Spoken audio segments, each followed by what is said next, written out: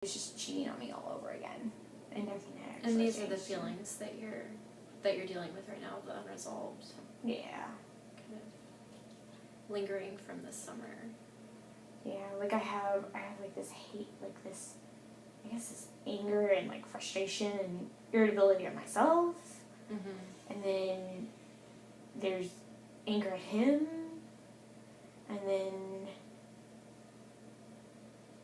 part of it too is like, I think it's because like when we were together, like he was the first person I'd ever been with. Mm-hmm. And he's the only person I've ever been with. And so it's kind of like, okay, like I completely gave myself to him, and then he just kind of trampled on it like it meant nothing. Mm-hmm. And I was stupid, and I was vulnerable with him again.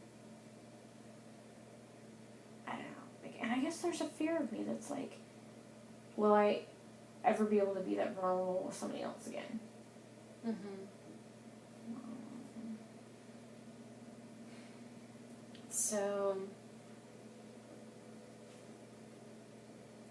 there's a couple of things going on then.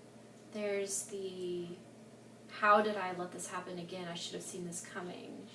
Kind of resentfulness towards him, and also kind of anger with yourself for letting yourself fall into that. Would you say that? Mm-hmm. And then on the other side, there's how is this going to impact my future relationships?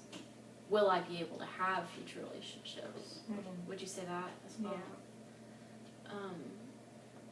So of those two, which would you say you more feel tension within? Where does the tension lie for you with the unresolved issues?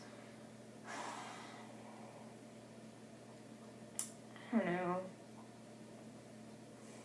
I guess I want to say it's almost kind of like an equal tension. Mm-hmm. Kind of like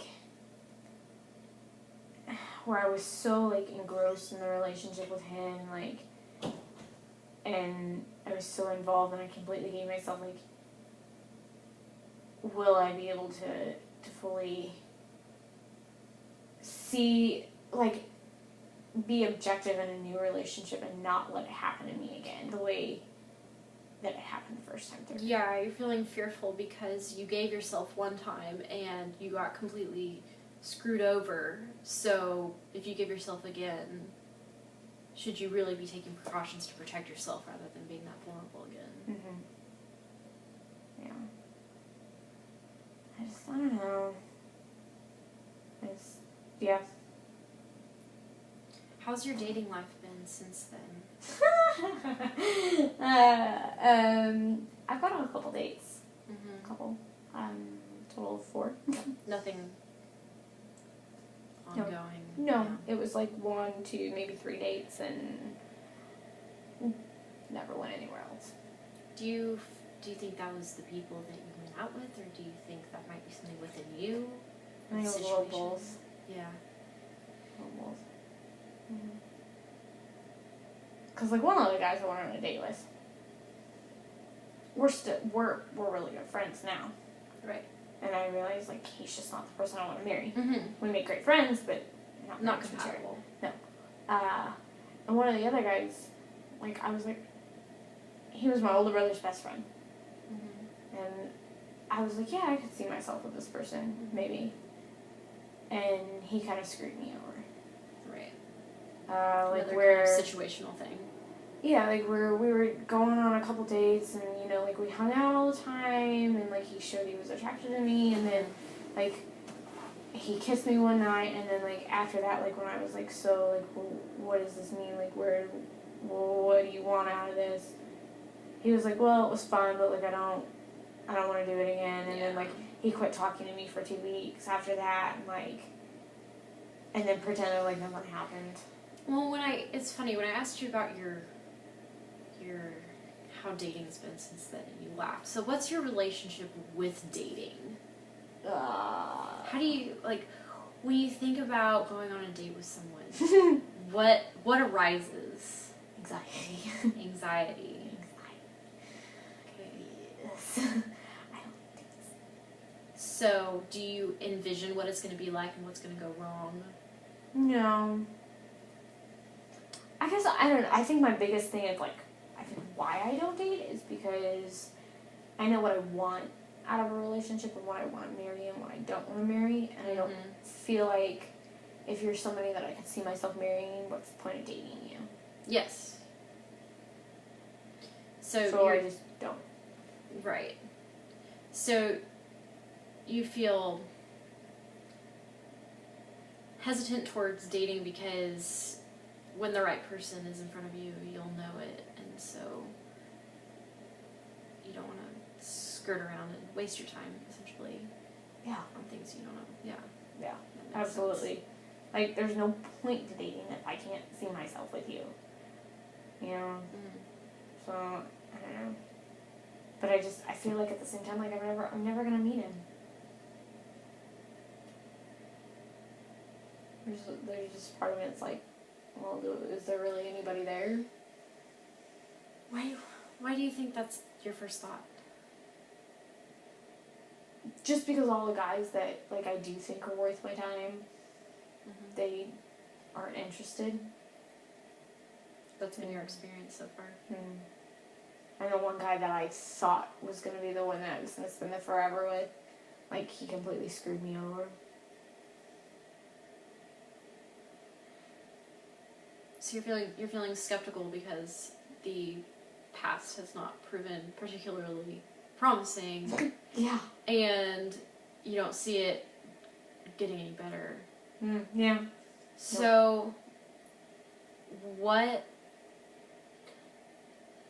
So you're not seeing a lot of hope in the future, but I mean, I'm inferring that you want that.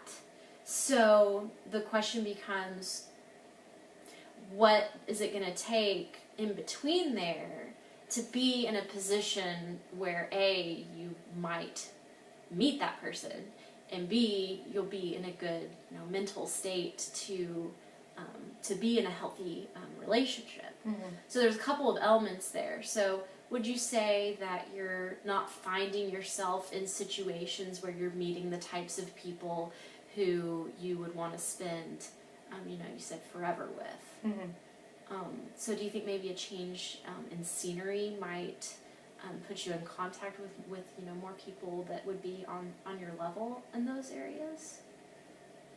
It might, but, like, I don't know what that change would be, like, because all the guys I meet at school, like, well, let's face it, there's no guys at school, pretty much, unless they're married. Right. And then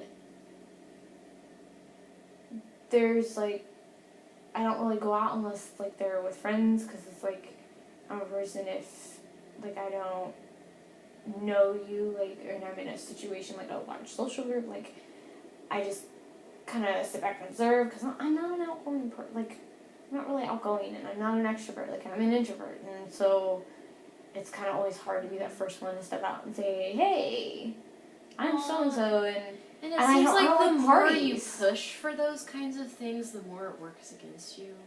That's how it's been, and what I see a lot of times, and in my own life. So the other part of that is, say that these things might fall into place at some point. Do you feel like you're in a position to be ready for something like that? At least I feel like I'd be okay if I started dating somebody.